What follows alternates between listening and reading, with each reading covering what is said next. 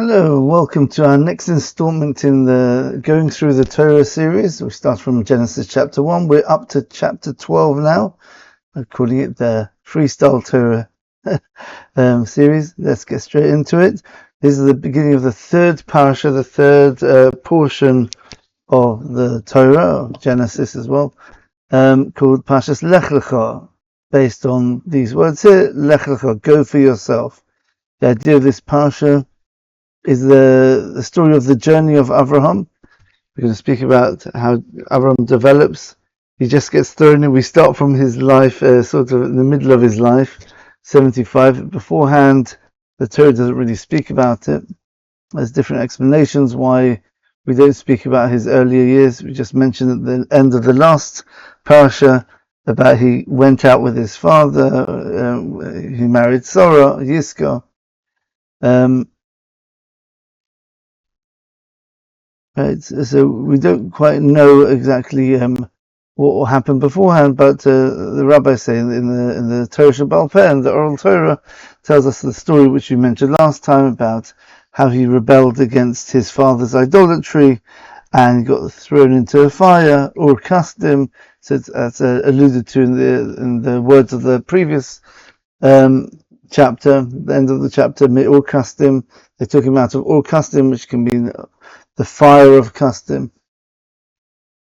The idea is, I think if I remember one of the explanations given, is we didn't want God, if God would have written in the Torah that Abraham's amazing deeds before he spoke to Abraham, before he chose Abraham, then we'd think that it's all contingent on his righteousness, on the fact that he passed the test. He was willing to give up his life in order to stand firm against idolatry.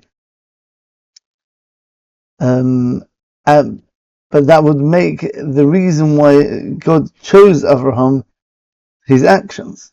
But God didn't want to do that. He wanted to make the reason why he chose Abraham permanent. So he basically said, so the Torah always reflects reality.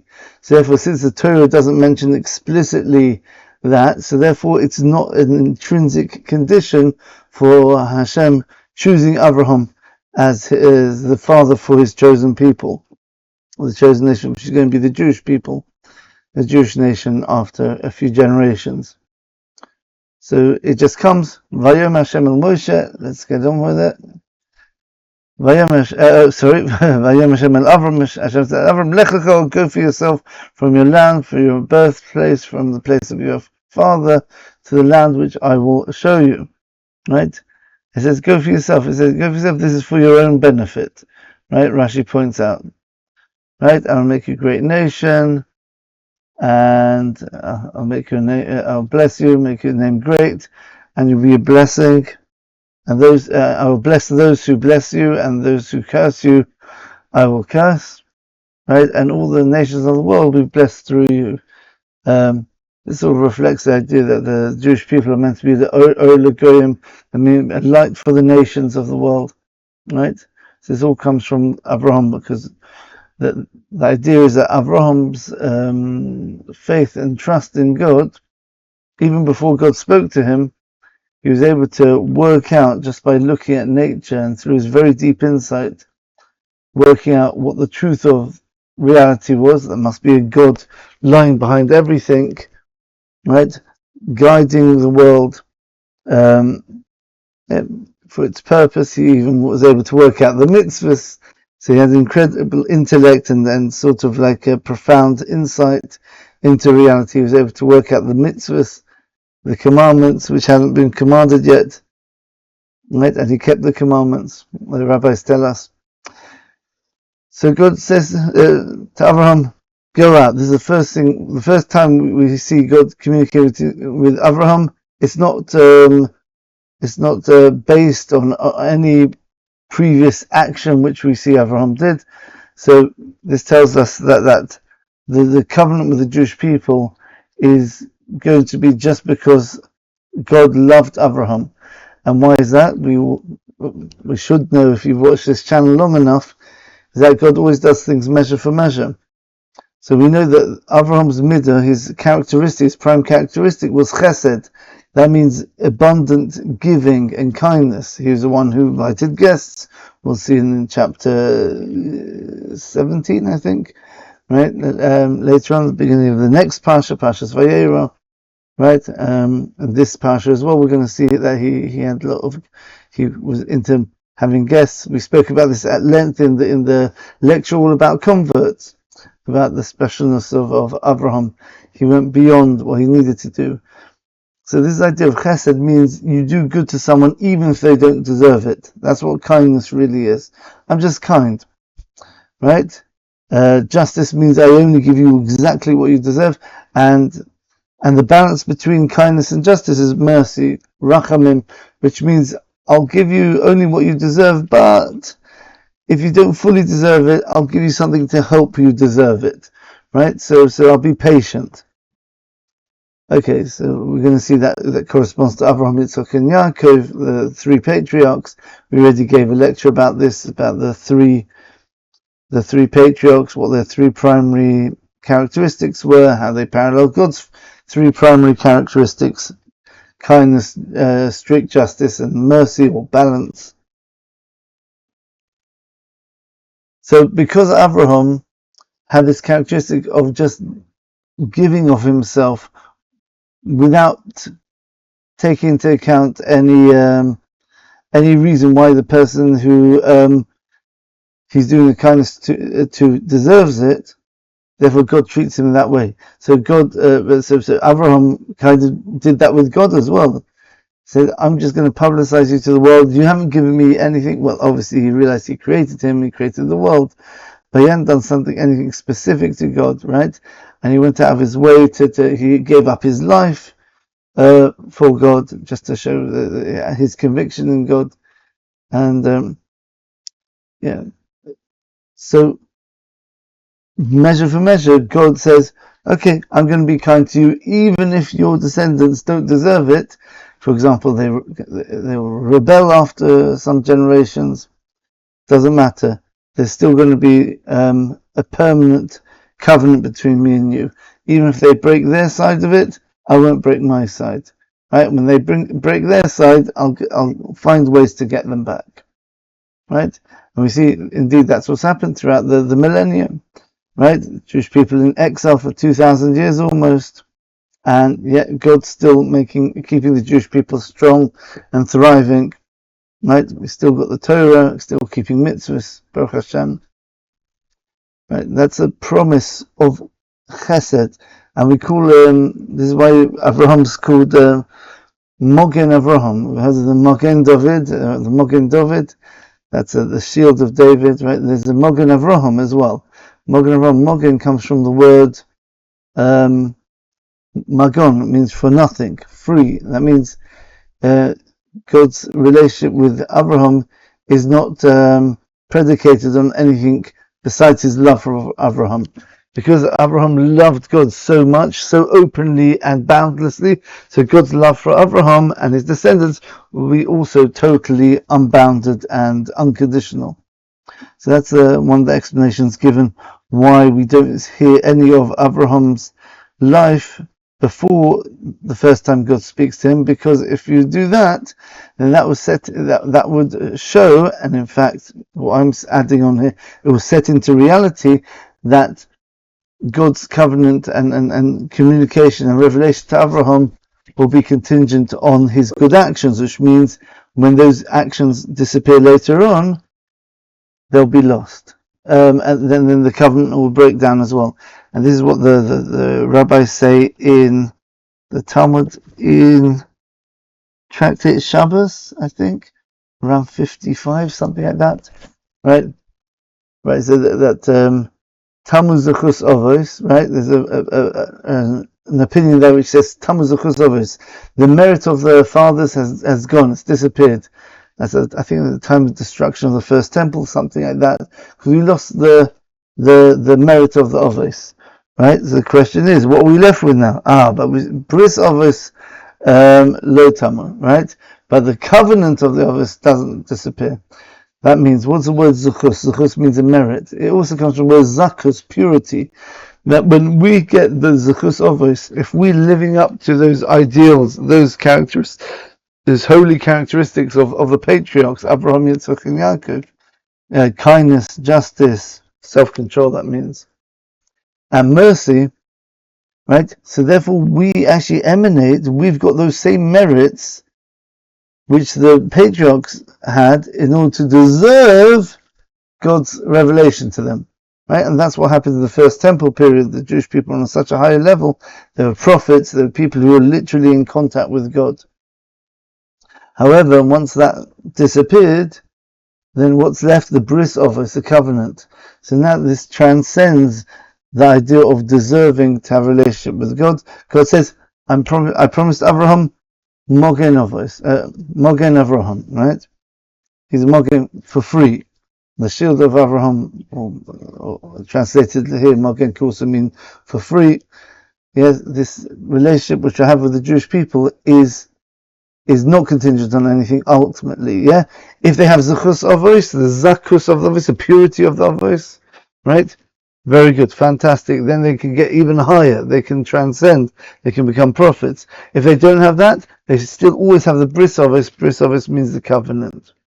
Right, and we know the bris, the primary bris we're going to see, covenant between Abraham and Hashem, was the bris milah, the circumcision, right? That is one of the very few commandments where almost all Jews still keep today. I think I saw like some sort of a poll or something in Israel at least, yeah, where people at least know they're Jewish, right?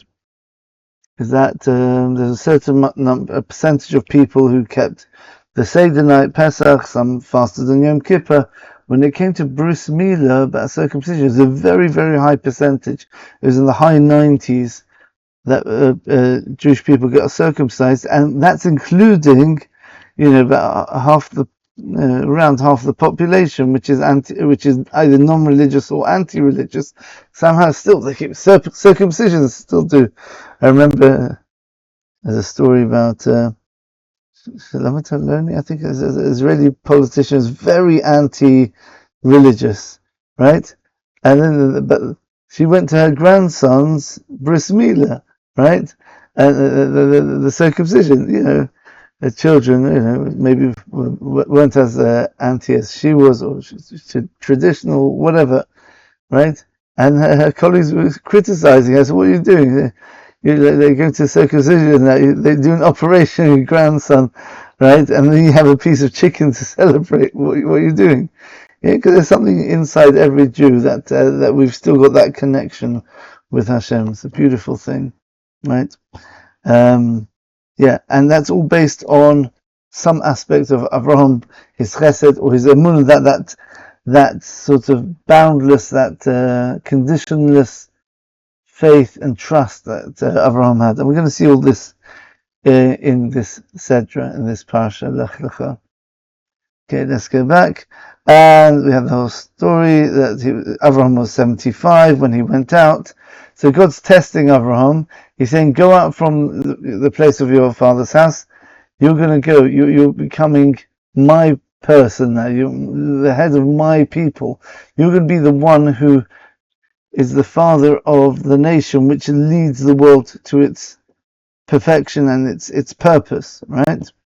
Which is in order that we get the Jewish people eventually receive the Torah and keep the commandments which bring God into the world, which is the purpose of creation, bringing God into the world and into our bodies, as we spoke about in the very first lecture on this channel. Right, and Avram took his wife Sarai and Lot, his nephew, who's actually the brother of Sarai. She's called Sarai here, by the way. He's called Avram and Sarai at the moment. Later on, they're going to change their name to Avraham, Abraham, and Sarah, as opposed to Sarai. Right? We might speak about that when we get to it. And all the possessions and all the souls they made in Choron. Now, we mentioned in the converts lecture, there's a deep idea here. What do you mean the souls they made him? the basic idea is Shechnisin Tachas Kanfei Shechina. They converted people to the belief in God. They said, they told people, this world's not random. There's one God running things behind everything, behind all the different forces of the world. They work in harmony together, right, and etc. Use all these different techniques to prove God's existence and the fact that God runs the world. And because he convinced them to accept upon themselves God as the king of the world, it's counted as he made them. Because he actually, remember we spoke about this idea about making ourselves, right? Our bodies essentially don't deserve anything because they're purely physical. They're totally lacking of any spirituality or any meaning. They're just a piece of meat, essentially. So when we do the mitzvahs, we're imbuing it with the infinite light of God. And by doing that, the body changes to become infinite eventually in the world to come. That's why the Jewish idea of the world to come is the body and the soul working together, and they both go in tandem to the world to come, like we spoke about in detail in the very first lecture on the channel. Right? So essentially, we are, in a way, you can think of it as we're creating our own bodies, because our bodies, they're here for a temporary amount of time, and then they're going to disappear. But we can actually create our bodies, i.e. create an infinite being by bringing the light of God in through doing the mitzvahs, the commandments. We change the body into becoming something permanent, because now it's at one with God's light, and God's the infinite light of God, makes us infinite. So we've essentially created a new being called our bodies, right? And as a result of that, our soul as well, as we explained that in the very first lecture on the channel. So when you bring a person to the world to come, you're actually creating them. You're making them, because without you, they wouldn't be there. As a result of your hishtadlus, your efforts, they are now there. So effectively, you made them. Right? But we say there's a deeper idea here as well, that Abraham and Sarah didn't have children for many years, right? But every time they would cohabit, they would actually bring down souls, just like a regular cohabitation between man and wife brings down the soul of the children into this world. Abraham and Sarai, when they did that, they brought down the souls of all the Gerim, all the converts which were going to be scattered throughout all the generations. They brought all those souls down into this realm, right? And then in each generation, those souls will actually just finish the job and go into specific bodies. Okay. And Avram traveled through the land. God promised that to Avram, you're going to, this is going to be your land. I'm going to give it to your Lezaracha, to your seed, to your descendants. Right, and then he traveled to other places, built another altar, made another sacrifice. Right. Okay. Right. And then so then another test of Avram was God just promised, I'm going to give you this land, and then straight away there's a famine, and he has to go out of the land to the land of Egypt. Right. Right, as it says in Rashi here, it points out here. I don't know what's going on here. My version of the thing is not the same as what you've got on the screen. Let's see if we can fix that. That's better. Okay, yeah, that's more like what I've got. Okay, right, right, and there was a famine, and Rashi says, and not only there was a famine, but there was only a famine in the land of Israel, or Eretz Canaan it's called at that time, the land of Canaan, in order to test him if he'll start having doubts about God. Oh, this infinite God I've been preaching about, oh, 1 minute, he says he's going to give me this land, and straight away there's a famine. What's going on? and he had faith in God, and he trusted everything will be fine, right? He doesn't question God. That's the idea of the chesed of Abraham, that kindness of Abraham, which means I trust you. It's not contingent. My love for you and my trust in you is not contingent in anything. It's unconditional. So therefore, God treats him the same way. But obviously, he tests him to bring out this aspect of his total trust. Right? And they go into the land of Egypt, and he tells Sarai to hide in the box. Right? Because he's worried they're going to take her when they see a beautiful woman like Sarah. And that's exactly what happened. They checked in the boxes and found that she was there, and he said, Sarah, please tell them that if they do catch you, that at least say that you're my sister as opposed to my wife, because they might want to take you, and if I'm your husband, they'll kill me in order they can marry you or whatever. Right? So that's what happened there. And they brought her to Paro. She said, this is a woman who's fit for the king. And when she was taken there, Hashem punished Paro with terrible affliction and the household of Pharaoh, right? Makas Rason. It's a type of illness in the brain, I think, where Tashmish Koshelo, where intercourse is hard, it's painful, right? It's bad for him. So he basically brought this specific illness in order to protect Sarah from being forced to have a relationship with Paro, basically, right? And then Paro found out, said, "What have you done? Why didn't you tell me it was your wife?" Because obviously he found out the reason why he was getting this sudden terrible affliction, miraculous affliction, right? Right? And Paro commanded that they should just get out of Egypt, basically, right?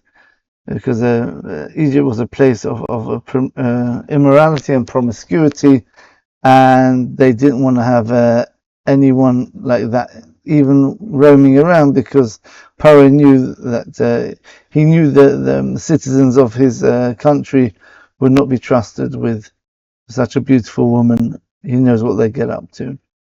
Okay, and then they come back from Mitzrayim, from Egypt, and they go back into the land of Canaan. And Avram was very rich because of Paro, paid him, a lot of reward because, to appease him, because he didn't want to get in trouble with Hashem anymore. But you have to look at the previous chapter there. You get time to read it in your own time if you want. And then he went back to the places where he travelled down. He travelled down in a certain pattern. He went here, then he went there. And when he went back up from Egypt, he travelled and he stayed in the same places. Rashi explains why here. You should always go to the same hosts. It's a good thing to do. When you're going to a town, you stay by someone's house. You should try to stay in the same house, the same place. And he got to the original Mizbeach, which the altar which he brought sacrifice on earlier. And then we have a fight between Lot and Avram. Now Avram was rich and so was Lot. They had masses of flocks and livestock, and they were fighting over the grazing lands. But Rashi actually points out that it wasn't so straightforward. They weren't just arguing, "Oh, we want to use this piece of land," and the other one said, "No, we want to use that piece of land." Right? Rashi explains here that the argument between the shepherds of Avram and the shepherds of Lot are based on this. And there's an argument between the shepherds of Avram and the shepherds of Lot, and the Kanani and the Prizi were still in the land. So what's one got to do with the other? This explains the whole argument between them. Is that since the Canaan Prizzi was still in the land, God says, I'm going to give you the whole land one day, or to your descendants. God told Avram previously, in previous chapter, right? But it's not the time yet, right? Because the Canaan Prizzi are still here. Only once the Jewish people come into the land of Canaan after the Exodus, about 400 odd years later, only then the land is meant to be given to the Jewish people, right? And that's what Rashi says here. So, and Lot was saying, look, at the end of the day, you're going to get the land anyway, even if it doesn't belong to you yet, but you're going to get it. So why can't we just graze our animals in the fields around, even if it doesn't belong to us? But the shepherds of Avram were careful about stealing, right? And they said, that no, Avram has not been awarded its possession yet. And they said, let there not be a fight between us, we're brothers. Look, there's a massive amount of land in front of it. You go to the left, I go to the right, or you go to the right, I'll go to the left. I'll stay close to you. But we can't be in the same place, though. Yeah, I won't be too far. We're going to see that's significant when we get to the story of the next chapter, chapter 14, with the big war.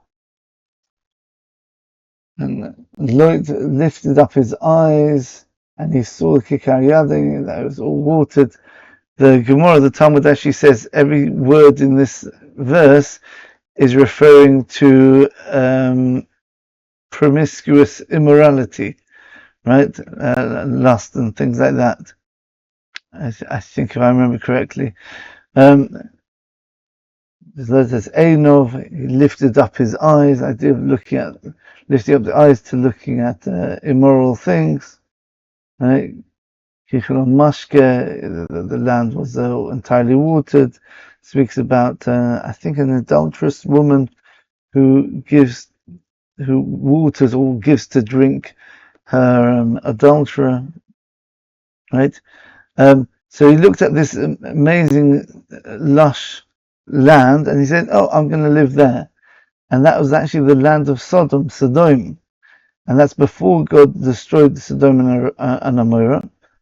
And that was like the garden of Hashem. It was like the land of the Gan Eden, right? It was like the Garden of Eden. It was such an amazing land. And the Medrash tells us that the land of Sodom was such a rich, flourishing land. It was like God gave them a taste of the world to come, I think, which ties in with what we spoke about, the generation of the flood, the generation of the Tower of Babel, right? These are all reincarnations of the same people. Eventually would be reincarnated as the Jewish people who received the Torah. So again, the people of Sodom had amazing abundance, and they're kind of essentially the Jewish people before they actually get to receive the Torah in actuality and not just potentially. But in the meantime, God gave them amazing abundance, just like the idea of the Torah is the abundance of God brought down. So the people of Sodom had amazing abundance as well. Right? Interesting. Right, so I've got an idea about this Boyachot Tzoya here. Hopefully we'll see it later in the next chapter. Before God destroyed the land of Sodom and Amorah, Lot said, I'll go to this amazing place. Look at the trees, look at the seeds, Keretz Mitzrayim for Zeroim, right? Like the land of Egypt for growing seeds, right? And it goes all the way to Tzoya, right? Right, and the Midrash says because these people were Shetufei Zimah, they were steeped. What on earth? Because they were lascivious. Goodness me, I got to learn that word. I would be surprised if anyone watching this video knows what that means. Okay, Shetufei Zimah means basically steeped in immorality. That's why Lot chose it. It's a very plush, beautiful land, and it was steeped with immorality. Okay. Right, and Lot chose this land, the Kikar HaYarden, the plain of the Jordan. Right, we know that the Jordan River goes into the Dead Sea, and you're going to see Sodom and Gomorrah and the other cities there end up turning into desolate lands, basically full of salt, basically, because the Gophris of Melech, God punished them with salt and sulfur later on in a few chapters' time. But in the meantime, that's where they're situated on the eastern side of the land of Israel proper, around the area of the River Jordan, right? And Lot traveled from the east, but this could also mean he traveled from Kadmoino Shalolam, right, from the one who comes before the world. He traveled away from God by Porod Ishmael, and they separated one man from his brother, right? And Avram stayed in the land of Canaan, and Lot basically set out his tents all the way till Sodom. Okay, and the Torah tells us, and these people of Sodom were very evil, basically. Roim begufom, they're bad in their bodies. That could be referring to the steeped in immorality. V'chatoim, and sinners with their money, which we're going to see that they were very, very extreme in not allowing guests and not doing charity. We'll hopefully speak about that when we get to the stories of Sodom. Exactly what's going on in their head, what were they thinking there? Hashem Ma'od. They knew their master and they intended to rebel against him. Again, just like in the Tower of Babel, we had this Rashi, yeah. The people were not just evil for the sake of it, they knew God and they were trying to rebel against him. Right? So we talk about people of very high spiritual stature here. They understood God, right, on a very deep, profound level, and they had an intention to go against him. Right? Why? Speak about that later, hopefully, if I remember. And after Lot left Avram, Hashem spoke to Avram because he didn't want to speak to him while Lot, who's a wicked person, was still with Avram. The divine presence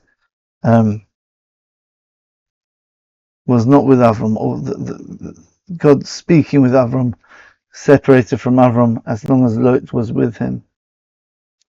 Right, and he says, right, and you know what? Have a look, Avram, look at this land in front of you, north, south, east, and west. Right, all this land, I'm going to give it to you and your descendants ad olam for eternity. Right, and I'll make your seed as the dust of the earth. Right, just like a person is not able to count the dust of the earth, so too your seed will not be able to be counted. Right. By saying it the other way around, if it's possible to count the dust of the earth, then your seed will also be able to be counted. But obviously, since it's not possible, they will not be able to be counted. Right? Rashi says basically words to that effect. And he says, go to the land to its width and length, right? Because I'll give it to you. And by doing this walking, he kind of had some sort of ownership on the whole land, basically, right? I seem to remember maybe there was a miracle which happened that God, so to speak, well, it could be Agadata, right? That God folded up the whole of the land and put it underneath Abraham and walked for 4 cubits. Is it just like as a sign for his descendants that they will be able to conquer the land just as a person dominates over his 4 cubits, which is about 1 meter in all 4 directions. That's your personal space. So too the Jewish people in the future will be able to conquer the land just as easy as your personal space. Okay, now we get into the war of the 4 kings against the 5 kings. This is chapter 14. I think we'll finish. We'll do this chapter quickly, and then we'll stop here.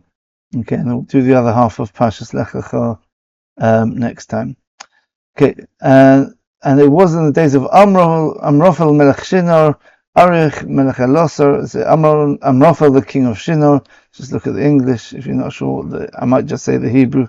Sometimes just look at the translation.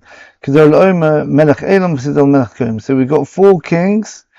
Amrophel, Rashi says, Amrophel is Nimrod.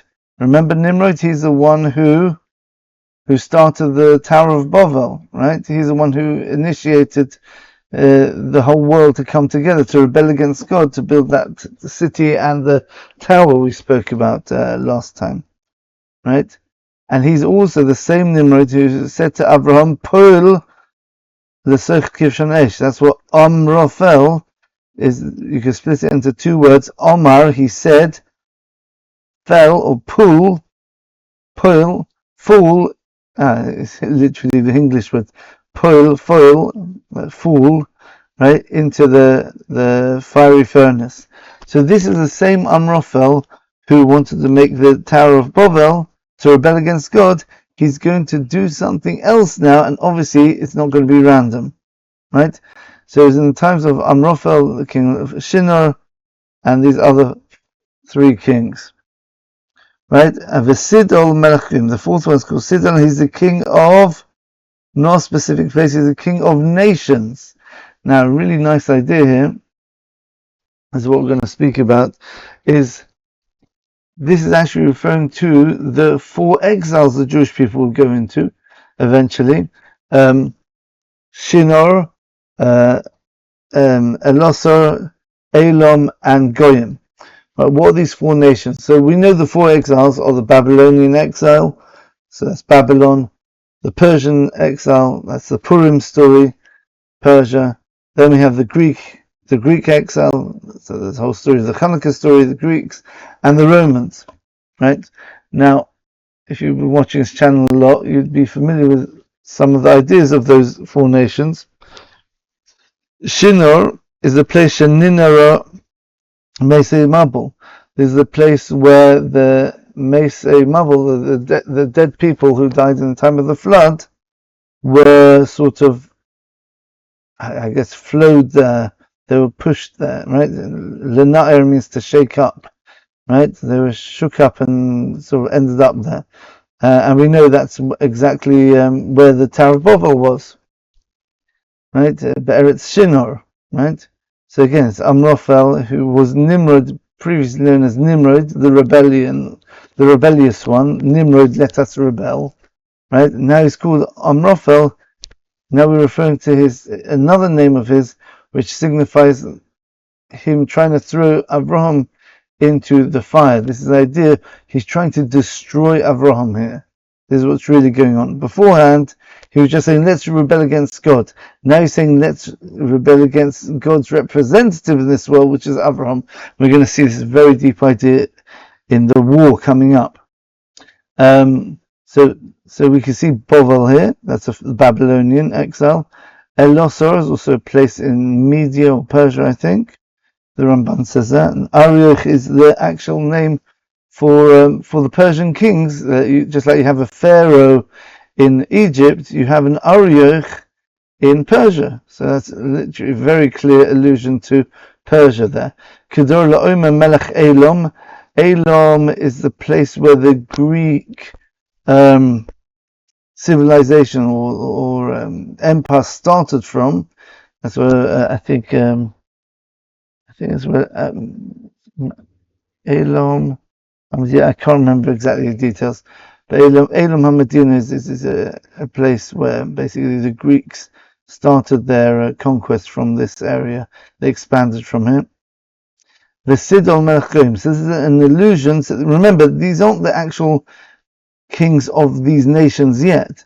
These are kings who are, broadly speaking, kings of the areas where many years in the future these nations will come out. right? But you already have the precursors, I don't know what's the word for the forerunners of these four nations.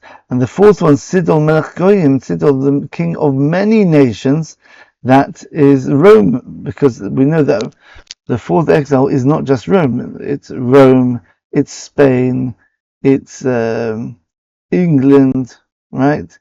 It's Russia, Germany, right? America, right? Basically all the Christian countries. That's what Goyim is. Goyim is many nations. So it's not just a single geographic location like Babylon is Iraq, Persia is Iran, Elam or Greece is Greece. Goyim is actually many nations, and we know that the place where it's broadly recognized as the central hub of Esav now, or Rome, as it expanded into Christianity and it moved around. The center of Christianity moved around the world. Now it's in America, and what's America? The melting pot of the world. So it's a country which has literally nations from all over the world. That's what made it up. It's a United States. Even the name itself is called the United States. It's many states, many countries, many nations, all unified together. Amazing idea, right? So that's Melech Goyim, and they made war with 5 kings. Bera Melech Sodom, the king of Sodom, and these are all evil kings. Bera means the one who's in evil. Literally, Birsha, Resha means wicked. Birsha, the king of Amorah, the king of Gomorrah. Shinov, Melech Adma, Shem Ever, Melech Sodom. Rashi explains why their names are all evil. Melech Bela Hitzoya, and the king of Bela, right, which is the land of Tzoya. The land had 2 names, Bela and Tzoyar. Very interesting. It's just the name of the city. It doesn't mention the name of the king of Bela. So it sounds like the king of Bela might not have been as bad as the other 4, and we'll see that later. We'll see that later when the destruction of Sodom. This is the city which actually ends up getting spared. So we're going to see the significance here. And they basically gathered in the valley of Sidim, of fields, right? Or Sidim's the place. Hu Yom HaMelech, that is the Dead Sea, right? And Rashi points out, after a time the sea went into it and it became the Salt Sea, right? Right. So it's not the Dead Sea yet. I think the idea, the tradition we usually take on is the Dead Sea is full of salt because these were the lands of Sodom and the 5 evil kingdoms, well, at least the first 4, which got turned into salt more or less. And then this land had water come into it later on and mixed with the salt, so you got a very salty sea, which is the Dead Sea. Okay. For 12 years they were serving Kedar Laomer. That was his kind of area, which he was the king over this region, right? This region of the 5 kings rather, right? And they rebelled for 13 years. So it's a big long rebellion. Then finally, in the 14th year of the rebellion, Kedar Laomer and the other 3 kings came, and they started conquering and crushing the rebellion, right? They destroyed the Rephaim, which were the giants. That's Og, we can see them later. Some very powerful nations, very strong, literally giants, right? And the king of Sodom, and the king of Amorah, and the king of Admah, the king of Tzavoim, and the king of Bela, which is Tzoyar, came out, and they did, right? So basically, the 4 kings conquered their way. They basically broke through these other countries along the way. They kind of trampled them on their way to the real fight, which was with the 5 kings over here, right? So eventually they said, oh, okay, so let's just pass through, like, we've got, right, here's Imagine that's where, well, let's do it like this, so you've got the right way around. So on the west, you've got what's it called, the five kingdoms, right? Then you've got in the middle, which is on the other side of the Jordan, you've got the land of the Rephaim and the giants, right? Og, Melech Bashan, Sichon, right? And then further along, this is where these countries which were coming from Iraq and Iran area were coming along to do, right? We're going to attack these five kings here, and they passed through and they just wiped out the nation which was in the way, just like casually on the way to doing the real battle. So they're extremely powerful nations, right? So these four were actually more powerful than the other five kingdoms. This is how powerful these four were, right? And it says, so these five went out to do war. Kedar LaOmer, Melech Elom, Sidon Melech Goyim. These four kings went to do war with the five. Arba'al Melochim es HaChamesho, the four kings against the five kings, right? And Rashi says, even so, the Mu'otim, the fewer in number, that means the four kings were so powerful, they conquered the five kings, right? And even so, Avram still went to fight against them, right? And okay, got a whole story here. And they basically captured the land of Sodom. And remember who was living in the land of Sodom? Lot, Avram's nephew. Remember, Avram said, yeah, I won't be too far away in case anything happens. And something did happen. Now, the Polit, the one who escaped, went and told to Avram. The Polit is Oig, who escaped from the war, right?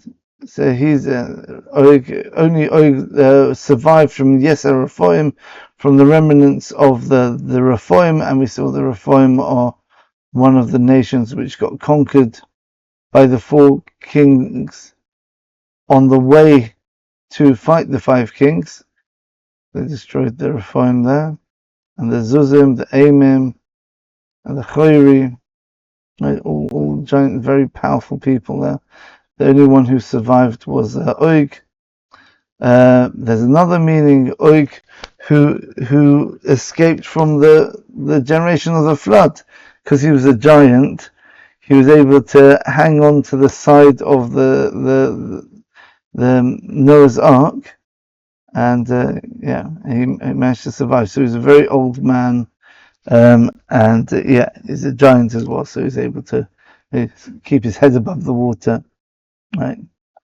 Right. The idea was he was trying to trick Avram. Rashi says he was trying to get Avram to go into the war, and he hoped that Avram would die fighting. He said, "Look, they captured your nephew, Lot. You got to save him." And he knew that Avram would probably fight and try capturing, saving Lot. And what happened? And what will happen? Hopefully, according to Oig, that Avram will get killed and he gets to marry Sarah. Interesting. I'm sure there's something deep there. Right? And Avram heard that his brother, referring to Lot, was captured, and he armed his army, 318 men, and they chased until the land of Don. So they actually chased after the four kings. So these four nations, which were powerful enough to actually wipe out huge giants and to conquer the five nations of Sodom, Amorah, Admot, Tzveim, and Bela, or Tzoyar, Avram just took 380 men, 318 men, and no problem, let's go chase after them. And the Medrash says some miracles happened whenever the four kings shot arrows, it would disintegrate, and when Avram would take earth, he would throw the earth and turn into arrows. Okay, there's Midrashim about that. But either way, it was absolutely miraculous. He actually defeated the four kings, right? And after he conquered them, he returned all the captives and the people and the possessions to the king of Sodom, right? And the king of Sodom was very happy about that, right? Melchizedek, that's Shem, who's the ancestor of Melchizedek is actually Shem ben Noach, Shem son of Noach. And if you remember, one of Shem's children was called Shem Elam v'Ashur v'Arpachshad v'Lud v'Aram.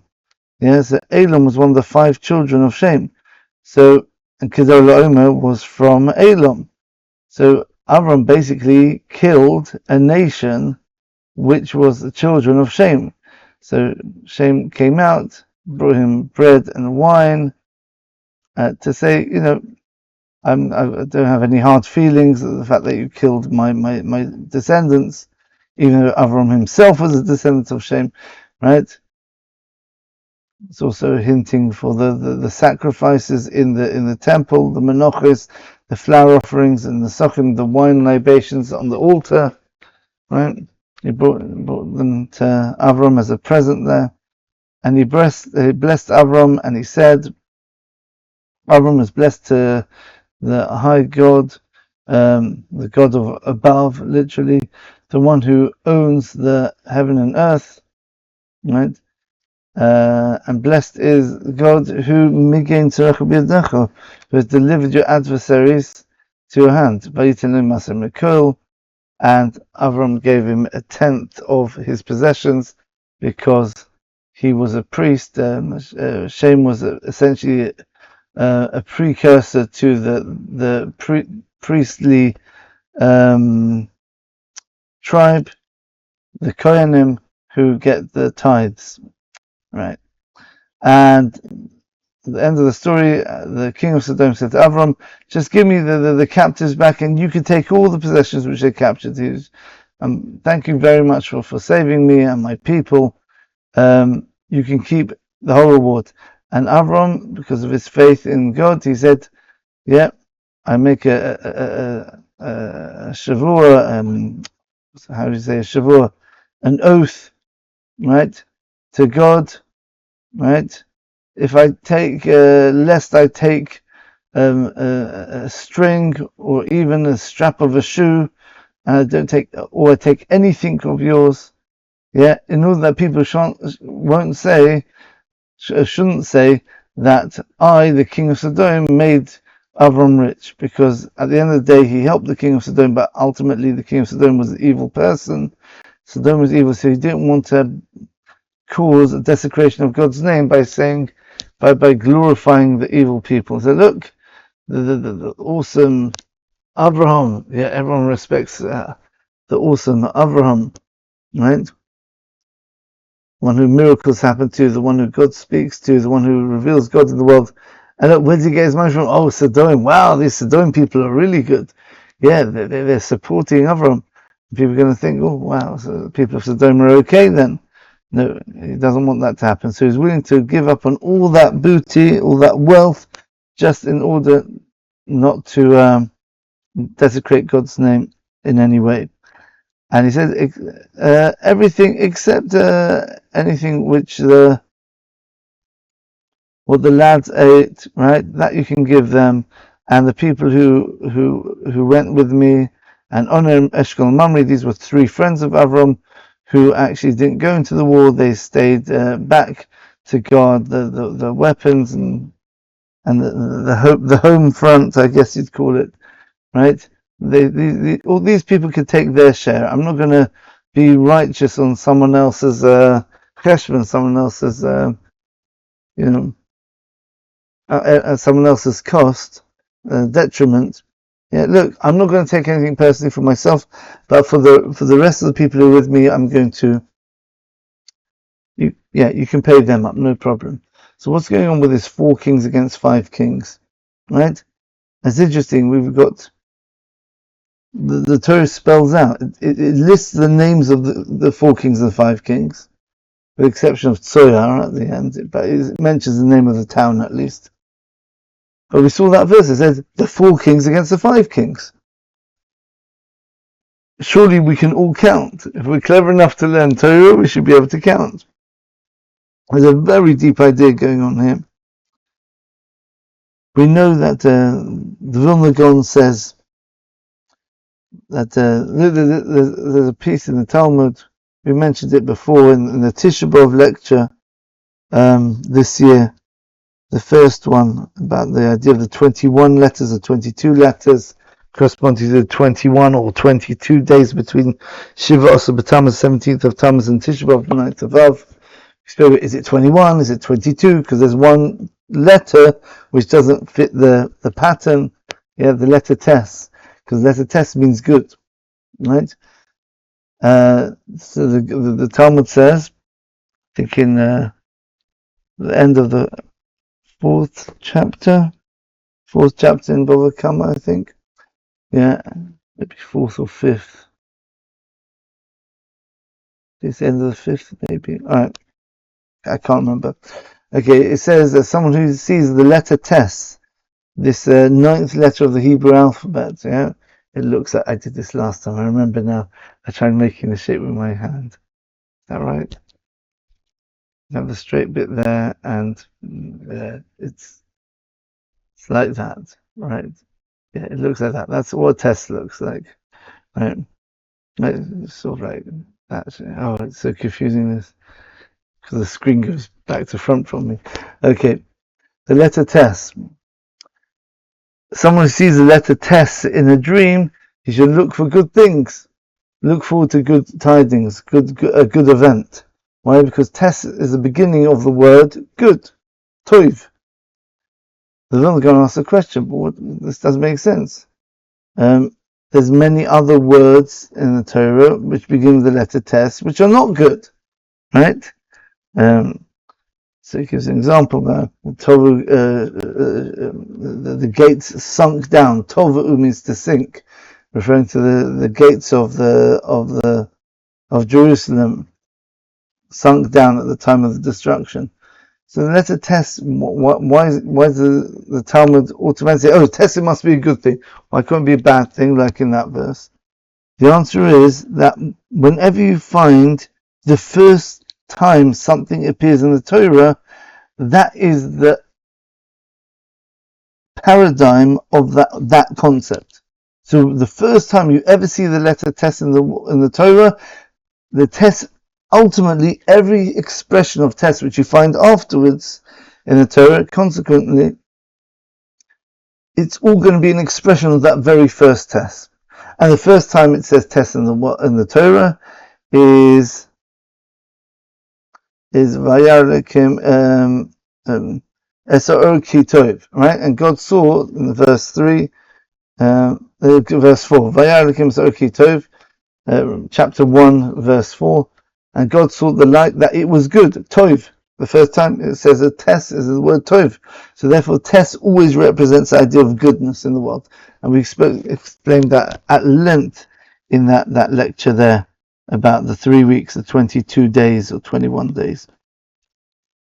So, the first time we ever find a war in the Torah is this week's Parsha, this Parsha, right? Chapter 14. The war of 4 against 5. Right? What the word war in Hebrew, milchama, it comes from the word lechem, bread. Fighting is always a matter of survival, right? You feel you need to conquer this land because you need to have sustenance to support your nation, right? It can also be a spiritual battle of survival, right? An existential battle of spiritual survival, spiritual nourishment, right? Which spiritual archetype is going to survive? You have a clash of cultures, a clash of religions, clash of ideologies. Each one's trying to survive. You're seeing this in the West now, with the West being overrun by Islam, for example, right? So you're naturally going to get a backlash from the opposite side of Islam, which is Christianity. So you're going to have a clash of the religions there, right? And it's going to go backwards and forwards. That's what fighting is. Fighting is a fight for survival. It's existential battle. What is the ultimate fight, the ultimate war? What's it always going to be coming down to? It's going to be coming down to the number 4 against the number 5. The number 4 represent the 4 exiles. Interesting. And the number 5, we're going to have to see what the number 5 is. So these 4 nations, we already explained they correspond to the 4 exiles. What the 4 exiles represent? These are the different nations which try detracting and fighting and squashing down and conquering the Jewish people, the Jewish ideology. But Babylon tried to do it, Persia tried to do it in its own way by dragging the Jewish people down to a physical, hedonistic sort of state. The Greeks tried doing it by elevating the Jewish people's minds to philosophy, but making it look like that's the pinnacle of mankind and making them forget there's a spiritual element above the intellectual, right? Or Rome, basically, taking Judaism and turning it on its head, making a new Judaism, right? As we explained in the Lashon Hara lectures, went into this. That was the key point of that lecture. The idea of Christianity being essentially a unique religion in as much as it's essentially Judaism, but a corrupted form of Judaism, where it leeches off all the ideals and all the good stuff from Judaism and uses it in order to detract from Judaism, right? Idea of a false Messiah, which is a Jewish idea, a false covenant, right? They call it the New Testament, right? The false testament, whatever. The false covenant. Spoke about a couple of other examples there. So these 4 nations are essentially 4 ways to fight against the Jewish people. What's the number 4? The Maharal explains that you have the number 4 is represented by the letter Dalet. Dalet has got a width and a height, right? So it represents, it's the 4th letter of the Hebrew alphabet. It's got a numerical value of 4, and it's got 4 dimensions. So the number Dalet, the letter Dalet, represents the idea of physicality. Physicality is 4 directions, but not connected by a central theme, a central core or origin, right? Imagine you've got a graph with 4 directions, but there's no origin. Yeah, so there's just 4 separate concepts, and there's nothing which really connects them together. That's the letter Dalet also means dull. We've spoken about this before about King David. David is Dalet Vov Dalet because he sees himself as poor. I'm lacking everything. I get everything from God. I don't have anything of myself. So the letter Dalet is Dalus, poverty, right? The 4 directions are essentially a physical world, void of spirituality. God creates a world with 2 letters. Yud, that's the point letter, right? You can bring it up here if you want. I'm sure we'll find a Yud and a Dalet quite easily. Okay. Here's a Yud over here, right? Let's bring it up a bit more. That's the letter Yud here. Right, so here, that's the letter Yud, the tiny letter there. And if you have a look at a Hey, look at, the very next letter is actually a Hey. You've got the Dalet, you see the line there. You've got it going across and down, that's a Dalet. Then you've got this little broken leg on the bottom left side of the letter, which is actually meant to be a Yud. Okay? So God's name is actually Yud and a Hey. Right, the first 2 letters anyway. The Yud represents the spiritual world where there's no dimensions, it's just a point, it's beyond physicality. And Hey is the physical dimension which has got breadth and depth, 4 directions, right? And if it was just a daled, like you see here, the letter daled here, in Sodoim, daled, right? You see it's just got the breadth, but there's no spiritual element in the middle of it. Whereas the hay is essentially the daled, but it's got the yud inside of it. Okay, so the idea is like this. The physical world by itself is dead. It's essentially just 4 directions, and it's got no meaning, no sustenance, no life. Yud, the little point letter, is a letter of spirituality, of meaning, of essence. Right, this is a godly letter. The Yud is the 10th letter of the Hebrew alphabet, which is 10, corresponding to the 10 primary attributes of God, the 10 Sephiros. Right, these are 10 channels through which God communicates to the world. Right, but yet it's still a point. There's still a unity, even though it's 10. There's a unity as a point there. There's a oneness, like the white light, which splits into 7 colors of the rainbow, but essentially at the source it's just one. Right? So you've got this idea of the Yud being the spiritual, the Daled being physical, the Hey, which is the 5th letter of the alphabet, is when you take the Yud and put it into the Daled. So you're taking the physical and you're imbuing it with spirituality. So now we understand the battle of the 4 kings against the 5 kings, right? The 4 kings represent the 4 nations which are to do with physicality, to do with ignoring that central point, ignoring the spirituality which is keeping the world going. We're not interested in that. We are doing war against God. This is Amraphel, Nimrod, the one who built the Tower of Babel. Now he's trying to destroy directly God's presence in this world. He's not trying to make a Tower of Babel anymore and sort of like cutting God out of the picture and creating a new spiritual reality.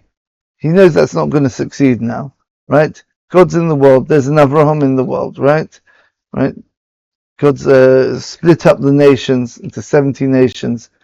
So he can't fight with God by making a false new source to the world. But what he can do is he can say, well, I'll just eliminate God from the physical world, right? I'll fight against the one person who's bringing God into the world. That's Avraham. Interesting. His name is Avram. Later he's going to get the letter Hey, Avraham, the Hey, right? Usually Avram is 4 letters. Maybe the Hey is the 5th. Interesting. I don't know. Just thought of that now.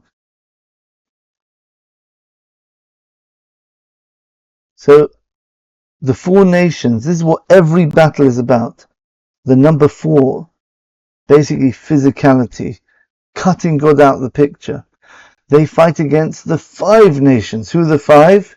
4 evil nations. But there's a 5th one called Soyar. Soyar means little, the small one. Right? That sounds a lot like the letter Yud, doesn't it? The Yud is the little letter. And we see that the V'rav Yavod Soyer, we're going to see in a few chapters' time. Let's bring it up. In chapter 25, we have the same word as Soyer in a different form. We have the story where Rebecca was pregnant, the wife of Isaac, and she was having twins. That's what the Shem told her with his Ruach HaKodesh, with his divine, what's it called? Divine Spirit? Yeah. Okay. He said there will be 2 nations in your womb and 2 religions. Le'umim means more precisely religions. Goyim are physical nations defined by the country. Le'umim is a word which is more connected with the religion or the ideology. And one will dominate the other. V'rav ya'avodet so'ir. And the older one, being Esav Ya'avodet so'ir, will serve Tsoir, the younger one. Look at that word, Tsoir. That's just like Tsoyar. Yeah, compare it with him. Melech Bela hi Tsoyar, the little one. So Yaakov, or Jacob, who is actually Israel, that's his other names, the Jewish people represented by Jacob are called Tsoyar. We call the little one, right? That could be referring to an allusion to the little Yud, the idea of the spiritual seed in the physical world to bring God out into the physical world. We've got the world of evil, the world of Dalet, the four, Sodom, Gomorrah, Admah, and Savoyim. But there's a fifth point, which is Tsoyar, that little one that Jewish people alluded to by the name Tsoyar. Maybe that's the idea of Melech Bela Hitzoyar, the king of Bela. Bela means swallowed up. It's someone which is swallowed up in the physical world. Yeah. Hitzoyar is the little one. So either it's a Yud or it's the Jewish people. Right? So that answers our question. Why was Avram fighting for the five kings when you had some evil nations like Sodom and Gomorrah there, and the another two? It's because they represented number five. These were four nations, but they had the potential of rectification, maybe you could say. They still had a fifth of the five nations called Tsoyar, which could actually bring out some spirituality within the darkness. So the fight was between the number 4 and the number 5. And all wars are essentially about that. Yeah. One nation saying, we're in charge. We are the source of energy in the world. The other one saying that, no. Your emptiness, your barrenness, you've got no meaning to your theology or your ideology. You're the number 4, we're the number 5, right? So it's a fight who's going to be the number 5, maybe, right? But ultimately every war is going to be essentially a spiritual battle, right? All wars will come down to that in the end, right? Because if you think about it, it can't just be because of physical. You think, oh, this country needs to survive, so it conquers another one to get its lands. But 1 minute, why can't you just join up with that country and just become one bigger nation? Oh, we can't do that because our ideologies don't stem. They don't fit together. So even physical wars can be boiled down to a spiritual difference ultimately.